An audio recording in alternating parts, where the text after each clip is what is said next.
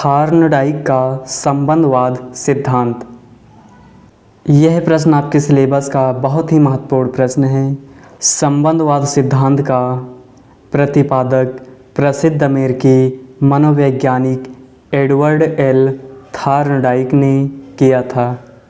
इसे उद्दीपक अनुक्रिया सिद्धांत भी कहते हैं। इस सिद्धांत के अनुसार जब कोई उद्दीपक प्राणी के समकक्ष उपस्थित होता है तब वह उसके प्रति प्रतिक्रिया करता है। प्रतिक्रिया के सही एवं संतोषजनक होने पर उसका संबंध उस विशेष उद्दीपक से हो जाता है। इस सिद्धांत को संबंधवाद या बंधन सिद्धांत के नाम से भी जाना जाता है। इसे एस.आर. बॉन्ड द्वारा व्यक्त किया जाता है।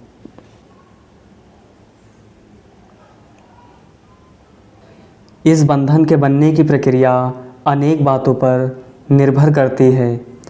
अधिगमकर्ता के परिणामों से संतुष्ट होने पर यह बंधन मजबूत होते हैं तथा परिणामों के संतुष्ट न होने पर यह बंधन कमज़ोर होते हैं।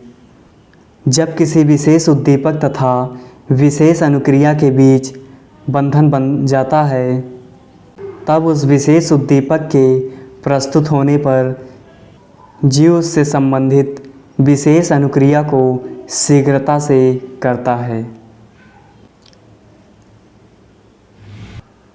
इस सिद्धांत के अनुसार प्राणी में इस प्रकार के उद्दीपक अनुक्रिया बंधनों का बनना ही सीखना है। इस सिद्धांत के अनुसार सीखना प्रयास व त्रुटि का परिणाम होता है। इसलिए इस सिद्धांत को सीखने का प्रयास व त्रुटि का सिद्धांत भी कहा जा सकता है। थार्नडाइक का प्रयोग। उद्दीपक अनुक्रिया सिद्धांत के प्रतिपादक थार्नडाइक हैं। थार्नडाइक बिल्लियों, चूहों तथा मुर्गियों के ऊपर अधिगम संबंधित अनेक प्रयोग करने के उपरांत सीखने का संबंधवाद सिद्धांत अर्थात उद्दीपक अनुक्रिया सिद्धांत तथा सीखने के नियम का प्रतिपादन किया था। थार्नडाइक का मुख्य प्रयोग एक भूखी बिल्ली के ऊपर था।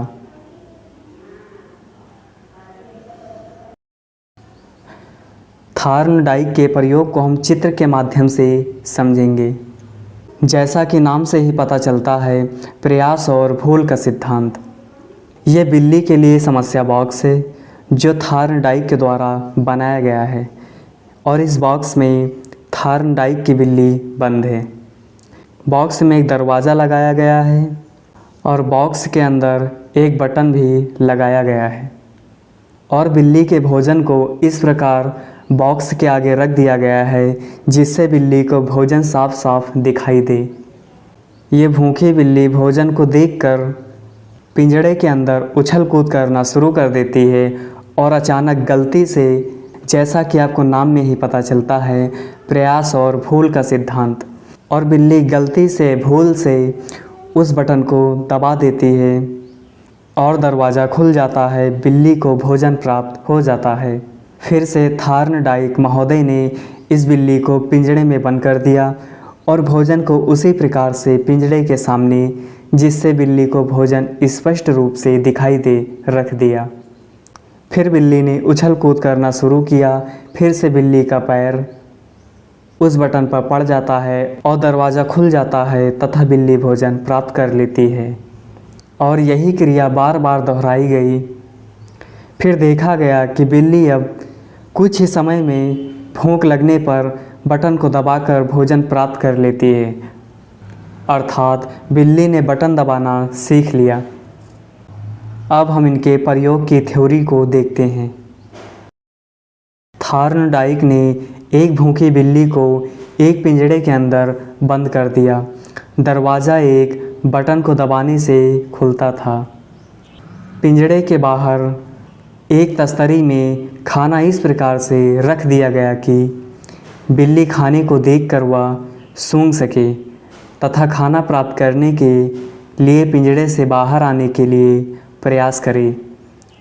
पिंजड़े में भूखी बिल्ली को बंद करने पर बिल्ली ने पिंजड़े में इधर उधर दौड़ लगाई, तरह तरह की उछल कूद की तथा अपने पंजों व मुंह से पिंजड़े की छड़ों तथा डोरी को खींचा व काटने का प्रयास किया।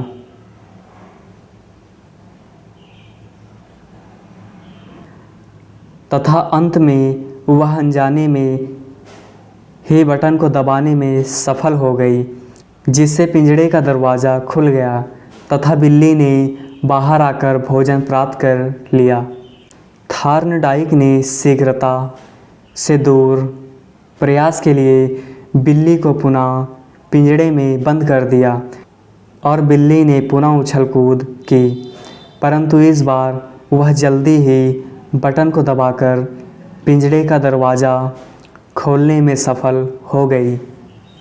थार्नडाइक ने देखा कि कुछ प्रयासों के बाद बिल्ली अनावश्यक तथा अवांछित क्रियाओं को कम करने लगी, अर्थात गलतियों को कम करने लगी एवं शीघ्रता से बटन को दबाकर पिंजड़े का दरवाज़ा खोलने में सफल हो गई। यहाँ पर बिल्ली ने भोजन को अपनी ओर खींचने का प्रयास किया। फिर बिल्ली ने पिंजड़े में उछल कूद करना शुरू कर दिया और जाल को लोहे की छड़ को काटने का प्रयास किया। उसके बाद बिल्ली द्वारा अचानक लीवर दब गया और पिंजड़ा खुल गया तथा बिल्ली ने भोजन को प्राप्त कर लिया।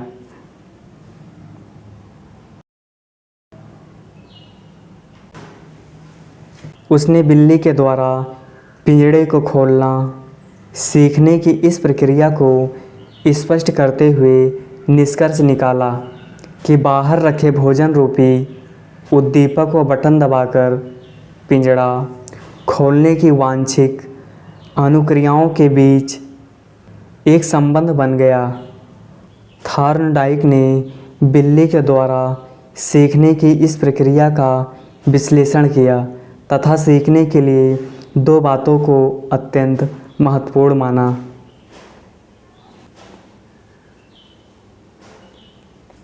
नंबर 1, बिल्ली भूखी होनी चाहिए, अर्थात सीखने के लिए अभिप्रेरणा का होना आवश्यक है।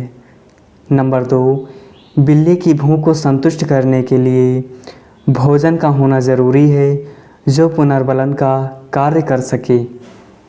दूसरे शब्दों में सीखने के लिए पुनर्बलन केंद्रीय तत्व है तथा अनुक्रिया का संतोषजनक परिणाम ही उद्दीपक अनुक्रिया बंधन को सुदृढ़ या मजबूत कर सकता है।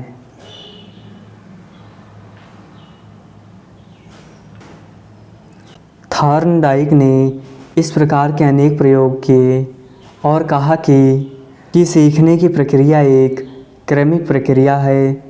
उसके अनुसार बिल्ली में सही अनुक्रिया को करना उनके प्रयासों में धीरे धीरे स्थापित होता है तथा गलत या अनियमित अनुक्रियाएं भी धीरे धीरे अनेक प्रयासों से छंटती जाती है। थार्नडाइक का मानना था कि बिल्ली के द्वारा सही अनुक्रिया को सीखने में अंतर्दृष्टि के उपयोग करने का कोई प्रमाण दृष्टिगोचर नहीं होता, बल्कि प्रयासों के फलस्वरूप सीखने की प्रक्रिया स्वचालित ढंग से आगे बढ़ती जाती है।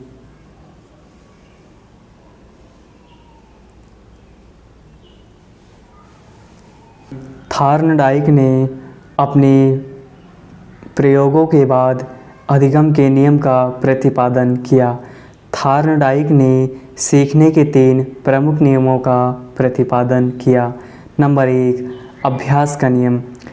थार्नडाइक के द्वारा प्रतिपादित अभ्यास के नियम के अनुसार अन्य बातों के समान होने पर अभ्यास से उद्दीपक हुआ अनुक्रिया के बीच का बंधन सुदृढ़ व मजबूत होता है।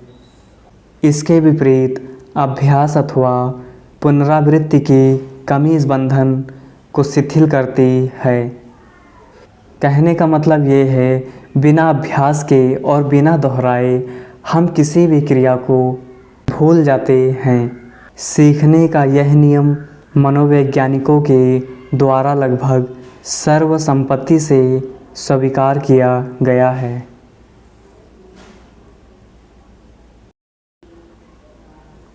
तथा प्राणियों के दिन प्रतिदिन के क्रियाकलापों में अभ्यास के इस नियम को स्पष्ट रूप से परिलक्षित होते देखा जा सकता है। गणित, विज्ञान, भाषा आदि विषयों के पाठों को याद करते समय यदि छात्रगण पाठों को बार बार दोहराते हैं तो उन्हें वे पाठ सही ढंग से याद हो जाते हैं। परंतु यदि याद किए गए पाठों को समय समय पर पुनः दोहराया नहीं जाता या रिवीजन नहीं किया जाता तो छात्र पाठों को भूलने लगते हैं। पाठ की इस बार बार आवृत्ति से उद्दीपक अनुक्रिया बंधन मजबूत हो जाते हैं, जिसके परिणाम स्वरूप सीखना सरल, स्थायी तथा सफल हो जाता है। इसके विपरीत दीर्घकाल तक पाठ के दोहराने का अभाव उद्दीपक अनुक्रिया बंधन को शिथिल कर देता है, जिसके फलस्वरूप पाठ विस्मृत होने लगता है, यानी पाठ को हम भूलने लगते हैं। परंतु इस विधि को रटंत स्मरण कहते हैं, क्योंकि यह विधि हमें रटने की ओर प्रेरित करती है। नंबर 2, प्रभाव का नियम। थॉर्नडाइक के द्वारा प्रतिपादित प्रभाव का नियम यह कहता है कि जब किसी उद्दीपक तथा अनुक्रिया के मध्य कोई ऐसा परिवर्तनीय बंधन बनता है जिसके साथ अथवा उपरांत कोई संतोषप्रद परिस्थिति उत्पन्न होती है, तब अन्य बातों के समान रहने पर यह उद्दीपक अनुक्रिया बंधन मजबूत होता है, जबकि उद्दीपक अनुक्रिया बंधन के साथ अथवा उपरांत संतोषप्रद परिस्थिति उत्पन्न होने पर यह बंधन शिथिल हो जाता है, यानी कमज़ोर पड़ जाता है। सीखने के इस नियम से स्पष्ट है कि जिस अनुक्रिया को करने से अथवा करने के उपरांत प्राणी को सुखद अनुभूति होती है एवं उस अनुक्रिया तथा उससे संबंधित उद्दीपन के मध्य का बंधन मजबूत होता है, इसके विपरीत दुखद या असंतोषजनक अनुभूति प्रदान करने वाली अनुक्रियाओं को प्राणी प्रायः कठिनता तथा विलंब से सीखता है, अर्थात मुश्किल तथा देरी से सीखता है। नंबर 3, तत्परता का नियम। तत्परता के नियम को तैयारी के नियम के नाम से भी पुकारा जाता है।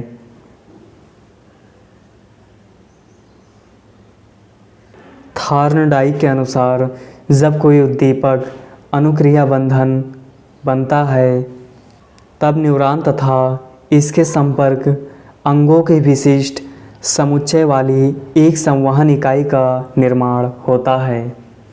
इस संवहन इकाई में परिस्थिति के अनुरूप कार्य करने की तत्परता की मात्रा भिन्न भिन्न होती है।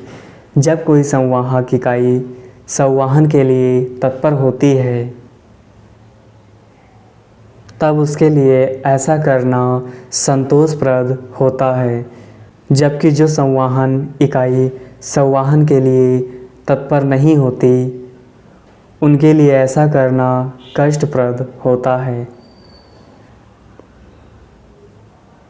यही कारण है कि प्राणी जब सीखने के लिए तत्पर होता है तब सीखने की क्रिया उसके लिए संतोषप्रद होती है तथा वह सरलता, शीघ्रता व स्थायी रूप से सीख लेता है।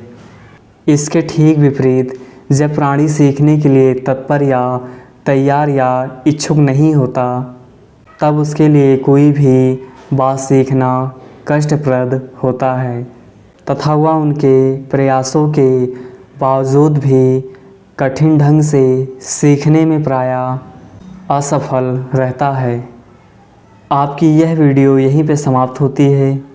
अगर वीडियो पसंद आई हो तो वीडियो को लाइक करें और चैनल को सब्सक्राइब करें तथा इसे व्हाट्सएप ग्रुप में अपने दोस्तों को शेयर करें।